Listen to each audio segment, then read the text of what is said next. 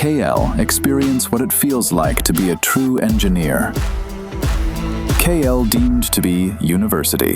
ఆంధ్రప్రదేశ్ లో ప్రభుత్వం అత్యంత ప్రతిష్టాత్మకంగా నిర్వహించిన మెగా డిఎస్సి 2025 నియామక ప్రక్రియపై ప్రతిపక్షాలు కొన్ని వర్గాలు చేస్తున్న ఆరోపణలు పూర్తిగా నిరాధారమైనవని రాష్ట్ర ప్రభుత్వం తీవ్రంగా ఖండించింది. నోటిఫికేషన్ విడుదల చేసిన నాటి నుండి తుది మెరిట్ జాబితా ఆధారంగా అభ్యర్థుల ఎంపిక పూర్తి చేసే వరకు ప్రతి దశను అత్యంత పారదర్శకంగా పక్కా నిబంధనల ప్రకారమే నిర్వహించామని ప్రభుత్వం అధికారికంగా వెల్లడించింది. అర్హులైన అభ్యర్థుల భవిష్యత్తుతో ఆడుకునేలా తప్పుడు ప్రచారాలు చేయడం సరికాదని మండిపడింది. పరీక్షల నిర్వహణలో ఎలాంటి అక్రమాలకు తావు లేకుండా అత్యాధునిక సాంకేతిక భద్రతా ప్రమాణాలను ఉపయోగించినట్లు ప్రభుత్వం వివరించింది. TCS iON digital platform, 256 bit encryption, randomisations వంటి సెక్యూరిటీ సిస్టమ్ ద్వారా పరీక్షలను నిర్వహించామని తెలిపింది.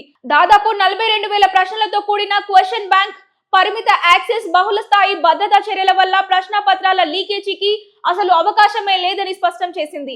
అంతేకాకుండా అభ్యర్థుల అవమానాలను నివృత్తి చేసేందుకు 3 స్థాయిల గ్రీవెన్స్ పరిష్కార వ్యవస్థను అందుబాటులోకి తెచ్చి వేలాది ఫిర్యాదులను ఎప్పటికప్పుడు పరిశీలించి పరిష్కరించినట్లు పేర్కొంది. ప్రక్రియ ముగిసిన అనంతరం ఆన్సర్ కీలు, మెరిట్ లిస్టులు మరియు ఎంపికను సంబంధించిన ప్రతి చిన్న వివరాలను అధికారిక వెబ్సైట్ లో బహిరంగంగానే అందుబాటులో ఉంచినట్లు ప్రభుత్వం పునరుద్ఘాటించింది.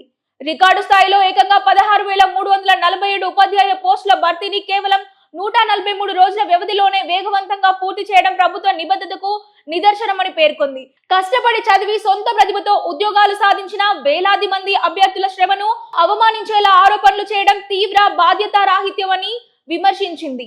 గత ప్రభుత్వ హయాంలో మెగా డిఎస్సి పేరుతో కేవలం హామీలకే పరిమితమై అమలు చేయలేకపోయారని, కానీ ప్రస్తుత ప్రభుత్వం ఇచ్చిన మాట ప్రకారం దాన్ని క్షేత్రస్థాయిలో కార్యరూపంలోకి తీసుకొచ్చి చూపించిందని స్పష్టం చేసింది. రాజకీయం కోసం డిఎస్సి పై ఎంత దుష్ప్రచారం చేసినప్పటికీ మొత్తం నియామక ప్రక్రియకు సంబంధించిన ప్రతి ఒక్క ఆధారము డిజిటల్ డేటా రికార్డుల్లో భద్రంగా ఉందని ప్రభుత్వం పునరుద్ఘాటించింది.